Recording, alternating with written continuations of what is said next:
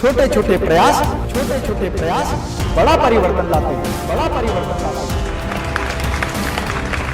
Hello friends, मैं doctor Amit Maheshwari आप सभी का स्वागत करता हूं आज की इंफॉर्मेटिव वीडियो में। फ्रेंड्स, मुझे पूरा विश्वास है आप में से बहुत सारे लोगों ने बिटकॉइन का नाम ज़रूर सुना होगा और आपके मन में एक उत्सुकता होगी कि ये बिटकॉइन क्या है, ये बिटकॉइन की ट्रेडिंग कैसे की जा सकती है, बिटकॉइन से सेल परचेज कैसे की जा सकती है, बिटकॉइन से प्रॉफिट कैसे कमाया जा सकता है, बिटकॉइन की माइनिंग क्या है और किस तरह से इसमें निवेश किया जा सकता है।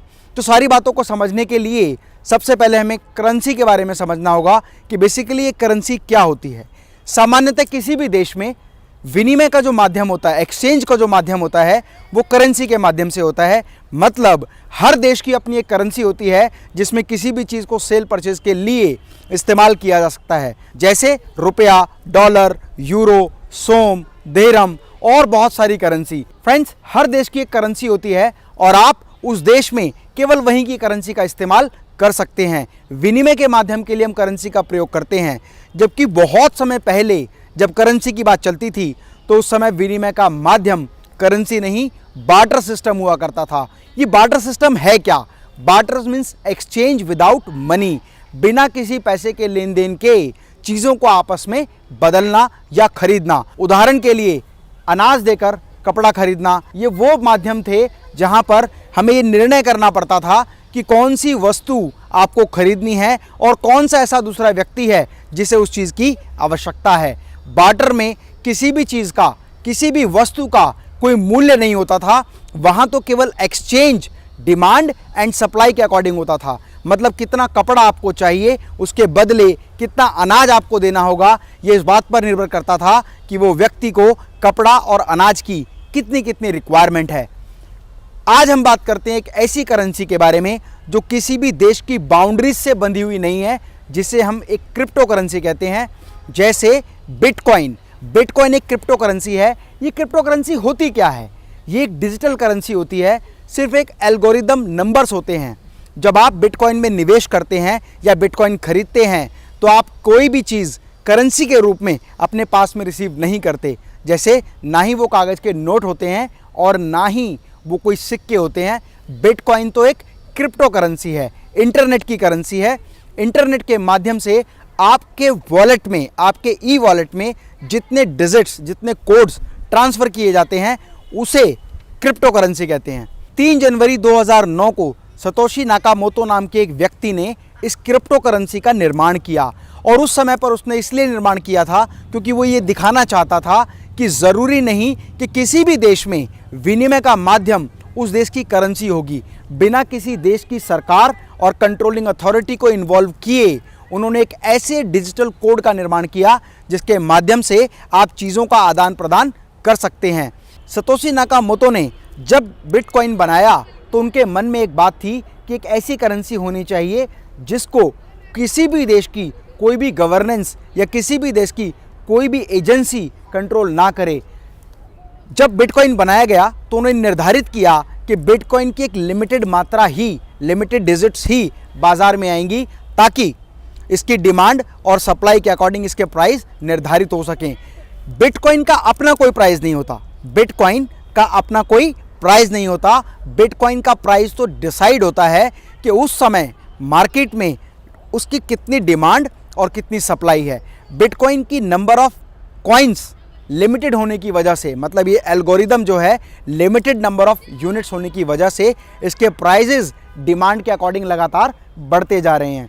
आज बहुत सारे देश इस करेंसी को कोई वैधानिक मान्यता नहीं देते, जबकि बहुत सारे देशों में आदान प्रदान के लिए, एक्सचेंज के लिए बिटकॉइन का इस्तेमाल किया जाता है। किसी समय पर एक बिटकॉइन की वैल्यू $6 थी और एक समय पर वो बढ़कर $1200 तक पहुंच गई। ये सारी चीज़ डिपेंड करती है उस समय कितने बायर बिटकॉइन खरीदना चाहते हैं, क्योंकि बिटकॉइन का एल्गोरिदम जो है वो एक लिमिटेड क्वांटिटी में निकलता है। साथ ही साथ एक बात को ध्यान से समझिए, बिटकॉइन का अपना कोई मार्केट वैल्यू नहीं है, अपनी कोई मार्केट प्राइस नहीं है। जैसे जैसे डिमांड बढ़ती जाती है, सप्लाई नहीं होती, उसी रेशो में उसका प्राइस बढ़ता जाता है। और आज अगर बिटकॉइन की बात करें तो ऑन एन एवरेज एक बिटकॉइन का वैल्यू लगभग $14,000 तक पहुंच गया है। फ्रेंड्स, ये एक ऐसा सिस्टम है जहां पर आपको किसी तरह की करेंसी को स्टोर नहीं करना, किसी भी गवर्नमेंट से उसको मॉनिटर नहीं कराना, और वहां पर पूरा प्राइस डिमांड एंड सप्लाई के अकॉर्डिंग निर्धारित होता है। और एक बात को ध्यान से समझ लीजिएगा, ऐसा भी हो सकता है कि बिटकॉइन में ट्रेड करते समय, बिटकॉइन में निवेश करते समय बहुत सारे लोग अरबपति, खरबपति, करोड़पति बन जाएं, लेकिन ये भी संभावना है कि बहुत सारे लोग अपनी सारी संपत्ति, सारी पूंजी और सारा पैसा गंवा दें। बिटकॉइन में एक सिस्टम होता है जिसे हम सेल परचेज के लिए माइनिंग कहते हैं। आप माइनिंग में जितने अपने बिटकॉइंस लगाते हैं उसके अकॉर्डिंग ये निर्धारित होता है कि आपके बिटकॉइन की वैल्यू, करंट वैल्यू उस समय क्या है, और जिस व्यक्ति को भी बिटकॉइन चाहिए वो उसको आसानी से परचेज कर लेता है। तो फ्रेंड्स, आप एक बात को अच्छे से समझ लीजिए कि बिटकॉइन एक ऐसी करेंसी है जिस पर किसी भी देश का, किसी भी सरकार का, किसी भी रिजर्व बैंक का कोई कंट्रोल नहीं है। आपको यदि बिटकॉइन में निवेश करना है तो ये आपके ऊपर निर्भर करता है कि आपकी रिस्क बेयरिंग कैपेसिटी कितनी है, क्योंकि कोई भी देश जब अपनी करेंसी निकालता है तो उस करेंसी की एक वैल्यू होती है, एक प्रिंटेड वैल्यू होती है। फॉर एग्जांपल, भारत में यदि 2000 का नोट निकाला तो उसका मतलब है कि 2000 रुपये का कोई भी आदान प्रदान आप उस कागज़ के टुकड़े के माध्यम से कर सकते हैं, जबकि बिटकॉइन में ऐसा बिल्कुल भी नहीं है। जिस समय आपने बिटकॉइन लिया उसकी वैल्यू क्या थी, आज उसकी वैल्यू क्या है और भविष्य में उसकी वैल्यू क्या होगी, करंट टाइम पर बिटकॉइन लेते और देते समय उसकी कीमत निर्धारित होती है। एक बहुत बड़ा कारण जो मैं आप लोगों को समझाने जा रहा हूं कि क्यों ऐसा हो रहा है कि बिटकॉइन के प्राइस बहुत तेज़ी से बढ़ते जा रहे हैं। स्पेकुलेशन हो गया है बिटकॉइन। कभी आप सुनते हैं बिटकॉइन, आज बिटकॉइन 2 लाख रुपए का था, फिर आपने सुना बिटकॉइन 5 लाख का हो गया, 7 लाख का हो गया, 10 लाख का हो गया, 14 लाख रुपए तक बिटकॉइन पहुंच गया। और कुछ लोग जो क्रिप्टो करेंसी से रिलेटेड इंडस्ट्री में हैं वो ये घोषणा कर रहे हैं कि 2021 तक बिटकॉइन की वैल्यू 1 करोड़ हो जाएगी। फ्रेंड, ये एक स्पेकुलेशन है, ये एक ऐसा कुआं है जहां पर आपको अंदाज़ा नहीं है कि मेहनत करने के बाद पानी निकलेगा या नहीं निकलेगा। बिटकॉइन की बात को समझाने के लिए क्यों ऐसा हो रहा है कि लोग बहुत तेज़ी से बिटकॉइन की तरफ अपना रुझान दिखा रहे हैं, इसका एक बहुत बड़ा कारण ये भी है कि ब्लैक मनी की सारी खपत बिटकॉइन के माध्यम से हो रही है, क्योंकि कोई भी गवर्नेंस बॉडी इसमें नहीं है, कोई भी कंट्रोलिंग बॉडी नहीं है, गवर्नमेंट का कोई प्रारूप नहीं है जिससे बिटकॉइन को मॉनिटर किया जा सके। इसीलिए जितनी गैरकानूनी गतिविधियां हो रही हैं उसमें बिटकॉइन का बहुत बड़ा इन्वॉल्वमेंट है। बड़े बड़े ट्रांजैक्शंस बिटकॉइन की पेमेंट के माध्यम से हो रहे हैं। ब्लैक मनी, लोग ट्रांजैक्शन ब्लैक मनी में कर रहे हैं। साथ ही साथ जितने अवैध ड्रग से रिलेटेड बिजनेस, फिर अवैध हथियारों से संबंधित बिजनेस, तस्करी से संबंधित बिजनेस, आज बिटकॉइन का दुरुपयोग हो रहा है। भारत सरकार ने इसके लिए एक बहुत ज़बरदस्त पॉलिसी बनाई है। भारत सरकार इन बिटकॉइन से रिलेटेड सॉफ्टवेयर्स को ट्रेस कर रही है और वो कोशिश कर रही है कि आने वाले कुछ ही समय में लगभग 2000 से ज़्यादा बिटकॉइन हर ट्रांजैक्शन वाइज, मतलब गैरकानूनी गतिविधि में जिसका प्रयोग हो रहा है उसको वो फ्रीज करे। और जैसे ही सरकार इस ब्लैक मनी को कंट्रोल करने की नीति को इम्प्लीमेंट करेगी तो आप देखिएगा बिटकॉइन की वैल्यू जो 14-15 लाख तक हो चुकी है वो एकदम से नीचे आएगी, और जिससे बहुत सारे लोगों को बहुत बड़ा नुकसान होगा। बहुत सारे लोग अरबों खरबों रुपया कमा लेंगे। यह आपके ऊपर डिपेंड करता है कि आप किस तरह से अपनी पूंजी को सुरक्षित कर सकते हैं, किस तरह से अपने निवेश को बेहतरीन बना सकते हैं। तो फ्रेंड्स, बिटकॉइन से संबंधित, क्रिप्टो करेंसी से संबंधित रिस्क फैक्टर को आप अच्छे से समझ लें और उसके बाद ही अपने बुद्धि, विवेक और कौशल का प्रयोग करके बिटकॉइन में निवेश करें। हाँ, एक और महत्वपूर्ण बात जो बहुत सारे लोगों के मन में एक डाउट है कि सर बिटकॉइन की माइनिंग कैसे होती है, माइनिंग होती क्या है। बेसिकली बिटकॉइन सिर्फ एक एल्गोरिदम है, ये कोई प्रिंटेड नोट नहीं है या करेंसी नहीं है या कॉइन नहीं है जिसको आप खरीद सकें। हाँ, एक महत्वपूर्ण बात जो बहुत सारे लोग इस बात को लेकर कंफ्यूज हैं कि बिटकॉइन माइनिंग क्या है, ये माइनिंग सिस्टम क्या है, ये कैसे काम करता है और कैसे हम बिटकॉइन की माइनिंग करते हैं।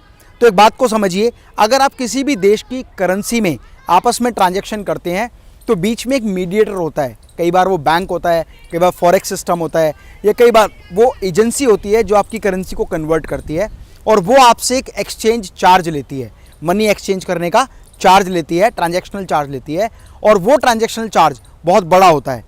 लेकिन बिटकॉइन, क्योंकि इसको किसी भी देश की कोई गवर्नेंस बॉडी कंट्रोल नहीं करती, तो यहाँ पर भी कुछ लोग होते हैं जो अपने सुपरसोनिक कंप्यूटर्स के साथ उस एल्गोरिदम को सॉल्व करते हैं, और सॉल्व करने के लिए, आपकी सेल परचेज कराने के लिए वो बिटकॉइन की माइनिंग कराते हैं।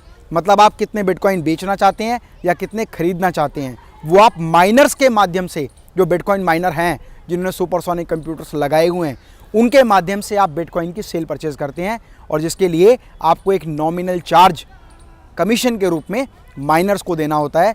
और आपकी करंट वैल्यू क्या होती है, करंट वैल्यू के अकॉर्डिंग ही आपका बिटकॉइन सेल और परचेज होता है। फॉर एग्जांपल, अगर किसी व्यक्ति ने 1 लाख रुपए में बिटकॉइन खरीदा था और आज उसकी मार्केट वैल्यू लगभग 14 लाख रुपए है, आज वो माइनर के थ्रू अपने बिटकॉइन को सेल करता है, तो 14 लाख रुपए उसको मिलेंगे एक बिटकॉइन के। और साथ ही साथ बिटकॉइन को ब्रेक भी किया जा सकता है। जैसे हम हमारी करेंसी को ब्रेक कर सकते हैं। 2000 का नोट है, हम 2000 के नोट में ब्रेक कर सकते हैं, जबकि 1000 का नोट अभी बंद हो गया है। 500 के नोट की बात करें तो 4 नोट में हम उसको ब्रेक कर सकते हैं। तो 2000 को हम ब्रेक कर सकते हैं 20 नोट में। वही बात अगर 50 की बात करें तो हम 40 नोट में उसको कन्वर्ट कर सकते हैं। और अगर कॉइन्स की बात करें तो हम 2000 एक के सिक्के में उसको कन्वर्ट कर सकते हैं। डिपेंड करता है कि करेंसी की प्रिंटेड वैल्यू क्या है।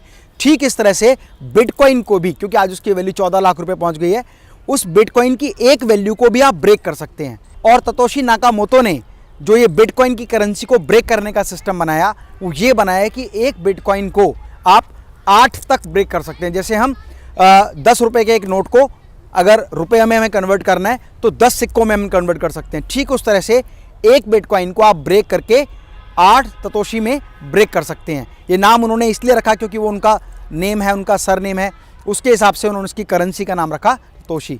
तो बिटकॉइन की माइनिंग की जा सकती है। हाँ, आज कुछ देशों में बिल्कुल लीगल हो चुका है।